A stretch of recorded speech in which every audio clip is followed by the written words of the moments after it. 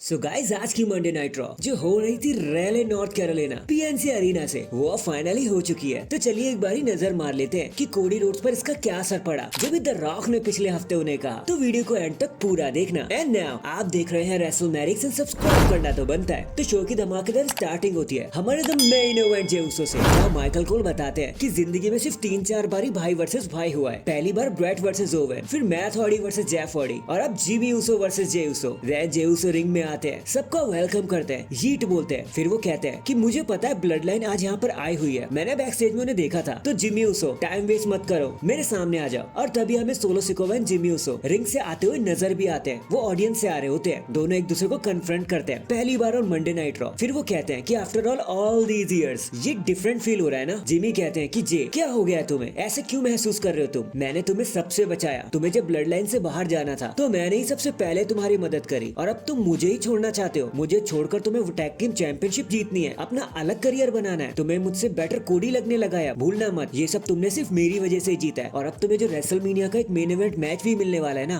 वो मेरे ही खिलाफ है, मेरे बिना तुम कुछ नहीं हो। जे उसो को बस इतना ही सुनना था और वो अटैक कर देते हैं जिमी उसो के ऊपर। सोलो सिकोवा भी इसमें मिक्स होने की कोशिश करते हैं, लेकिन फिलहाल के लिए जे उसो ने लेमिनेट कर देते हैं। बट फिर नंबर्स गेम जे उसो पर भारी पड़ने लगता है, वो पिटने वाले होते हैं कि तभी आ जाते हैं वहाँ पर दी अमेरिकन नाइटमेयर कोडी रोड्स चीजों को इक्वल करते हुए, और ये मूवमेंट यहीं पर खत्म हो जाता है। कोडी रोड्स अपने दोस्त को पिटने नहीं देते। देन हमें नाइट का सबसे पहला मैच देखने को मिलता है जो होता है tag team match DIY versus the creed brothers, जहाँ बताने के लिए ज्यादा कुछ हुआ नहीं। देखो जो भी जीतेगा वो रेसलमेनिया में जाएगा, जहाँ थोड़ी सी मशक्कत के बाद DIY अपने मैच को बड़ी आसानी से जीत जाते हैं। इसके बाद हमें सारे हॉल ऑफ फेमर्स देखने को मिलते हैं जो भी इस पर इंडक्ट हुए। देन हमें टैग टीम मैच और देखने को मिलता है इंडी हार्टवेल कैंडिस लेरे वर्सेस कैटाना चैंस एंड केडन कार्टर। और मैं लिटरली बताने के लिए यहाँ पे कुछ भी नहीं है जो मैं आपको बता दूं, इंडी हार्टवेल एंड कैंडिस लेरे मैच को जीत जाते हैं। नेक्स्ट हमें कोडी रोड्स देखने को मिलते हैं, वो रिंग में आते हैं और कहते हैं कि देखो मैं रेसलमेनिया में ट्राइबल चीफ को चैलेंज करने वाला हूँ for the undisputed WWE championship, जिसके चलते फ्राइडे में हमें मिलना भी है, 1-on-1 जाना है। लेकिन फिर भी कबाब में एक हड्डी तो आ ही जाता है ना, सारा मजा खराब करने। और वो पर्सन है ड्वेन द रॉक जॉनसन। देखो उसे लगता है कि वो हमारा फेवरेट हील है, जिसका मतलब तो ये हुआ ना कि वो बुरा इंसान है। वो खुद को Anderson, Ric Flair and Bobby Heenan जैसे लेजेंड से कंपेयर कर रहा था कि वो सबसे बड़े हील है। लेकिन यार तुम हील नहीं हो रॉकी, तुम बस एक एस हो।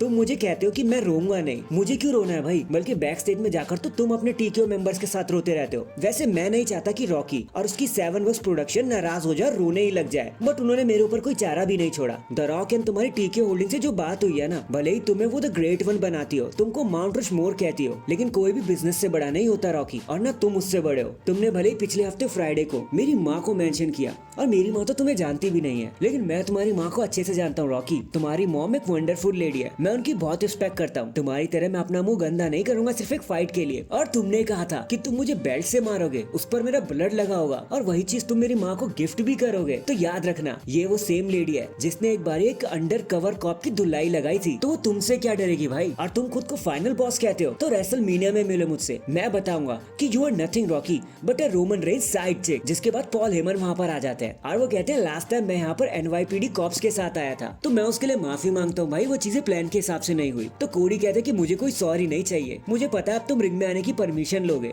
मैं तुमको पहले से ही परमिशन दे देता हूँ, आप एक हॉल ऑफ फेमर जो हो, चलो मेरे गेस्ट बन जाओ। पॉल उन्हें कहते हैं कि थैंक यू सो मच, लेकिन मैं यहाँ पर रिंग एप्रन पर ही खुश हूँ, मैं बस रोमन रेंज की तरफ से एक मैसेज लेकर आऊँ, मैं आपको बताना चाहता हूँ। उन्होंने कहा कि अगर आप फ्राइडे को शो अप करोगे तो वहाँ कोई ब्लड लाइन नहीं होगी। रोमन रेंज प्रॉमिस करते हैं कि ये चीज 1-on-1 होगी। तो तुम क्या कहते हो कोडी? कोडी कहते हैं it's just fine, but Paul Heyman कहते हैं अरे एक चीज तो मैं बताने ही भूल गया, एक पॉइंट और भी है कि अगर रोमन रेंज वहाँ पे अकेले आ रहे हैं तो तुम्हें भी अकेले आना है, सेथ रॉलिंस को मत लेकर आ जाना। कोडी फिर उनके पास जाते हैं और उनसे हैंड शेक करते हैं और कहते हैं कि अगर ये सिंसियरली स्टेटमेंट है तो डील डन कर दो, और हैंडशेक के साथ ये मूवमेंट यहीं पर खत्म हो जाता है। इसके बाद हमें डोमिनिक मिस्टीरियो वर्सेस रिकोशे के बीच में एक सिंगल्स मैच देखने को मिलता है। JD मैकडोना भी रिंग साइड पर होते हैं, जहाँ बताने के लिए कुछ खास है नहीं। जजमेंट डे का 4 मैच चल नहीं पाया, रिकोशे मैच को जीत जाते हैं। JD मैकडोना मैच के बाद उन्हें मारने के लिए उनके पीछे भागते तो है, लेकिन कामयाब नहीं हो पाते। रिकोशे तो जीत कर वहाँ से निकल जाते हैं। नेक्स्ट हमें इंटरकॉन्टिनेंटल चैंपियनशिप के लिए कॉन्ट्रैक्ट साइनिंग देखने को मिलता है। दोनों ही स्टार्स रिंग में आते हैं, सैमी ज़ेन एंड गंथर, और दोनों ही पार्टीज अपने अपने कॉन्ट्रैक्ट को साइन कर देते हैं। लेकिन गंथर माइक उठाते हैं और कहते हैं कि चाहे कितने भी सपने देख लो सैमी, लेकिन तुम्हारे सपने कुछ भी सच नहीं होने वाले। रेसलमेनिया में तुम्हारे सपनों को उसकी रियलिटी मिल ही जाएगी। मैं तुम्हारे दरवाजे पर खड़ा हूँ, घर में घुसकर मारूंगा तुम्हें, और सच बताओ तो मेरी छोड़ो, तुम्हें तो खुद ही खुद पर यकीन नहीं है कि तुम मुझे हरा पाओगे। तुम्हारी आंखों में साफ देख सकता हूँ मैं ये डर। फिर गंथर वहाँ से जाने लगते हैं, तो सैमी ज़ेन उन्हें रोकते हुए कहते हैं कि एक बारी फिर से देख ले मेरी आंखों में, अब बताओ तुम्हें कौन सा पर्सन दिखाई देता है, वो पर्सन जो तुमसे करता है, या फिर वो पर्सन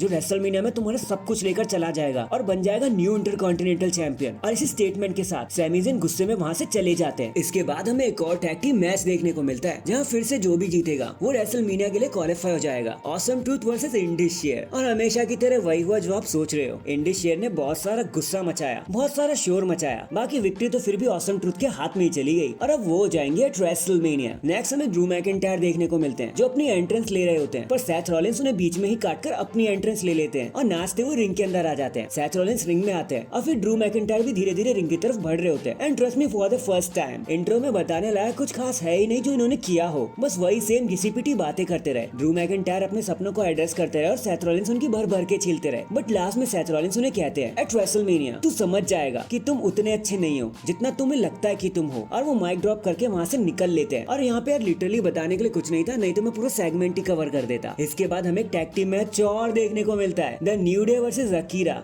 एंड ओटिस। और यहाँ भी कसम से बताने के लिए कुछ है नहीं। डब्ल्यूडब्ल्यूई ने आज जितने भी टैग टीम मैच बुक कर रखे थे वो सब एकदम वेस्ट थे, कुछ मजा नहीं आया उसमें। यहाँ भी कुछ ऐसा ही हुआ, एक भी स्पेशल मूव तक हमें देखने को नहीं मिला। बस इन दी एंड न्यू डे अच्छी टीम थी, मोमेंटम हाई था, तो वो मैच को जीत गई। देन हमें एक बैक स्टेज सेगमेंट में Cody Rhodes and Seth Rollins देखने को मिलते हैं, जहाँ उन दोनों का फेस ऑफ होता है और सेथ रॉलिंस उनसे बोलते हैं कि भाई सच में 1-on-1, तो कोडी उसका जवाब देते हैं कि भाई सच में 1-on-1 फ्राइडे नाइट स्मैकडाउन में कोई नहीं चलेगा मेरे साथ। तो फिर सेथ रॉलिंस कहते हैं भाई ठीक है जैसी आपकी मर्जी, और वो वहाँ से निकल जाते हैं। एंड फाइनली ये सारी चीजें लीड करती है हमें हमारे मेन इवेंट की तरफ, जहाँ होता है एक last women standing match, Becky Lynch versus Nia Jax. And एक अच्छे लास्ट वुमेन स्टैंडिंग मैच आप जो भी एक्सपेक्ट करते हो वो सब आपको यहाँ पे देखने के लिए मिला। बेकी और नाया एक दूसरे पर मैच के स्टार्टिंग से ही टूट पड़ते हैं और एक दूसरे को साबित करने में लग जाते हैं कि कौन किससे बेटर है। But as expected Becky Lynch के पास काफी ज्यादा हैवी मोमेंटम था, तो बेकी लिंच ने इन दी एंड अपने मैच को जीत ही लिया। टूट पड़ी वो नाया जैक्स के ऊपर, और आज तो नाया जैक्स को उन्होंने हुंकार भरने ही नहीं दिया। मैच जीतने के बाद तुरंत वहाँ पर मामी रिया रिप्ली आ जाती है, जो सबसे पहले तो रिंग में आती है और अपने चैलेंजर बेकी लिंच को फेस ऑफ करती है। एंड डैंग, इसी फेस ऑफ कंडीशन के साथ हमारी आज की मंडे नाइट रॉ यहीं पर खत्म हो जाती है। वैसे आपका आज के शो के बारे में क्या कहना था, कमेंट करके जरूर बताना। एंड चैनल पर नया है तो चैनल को जल्दी से लाइक एंड सब्सक्राइब कर दो। बाकी मैं मिलता हूँ आपसे किसी और अपडेट के साथ, तब तक के लिए अपना ख्याल रखें और खुश रहें।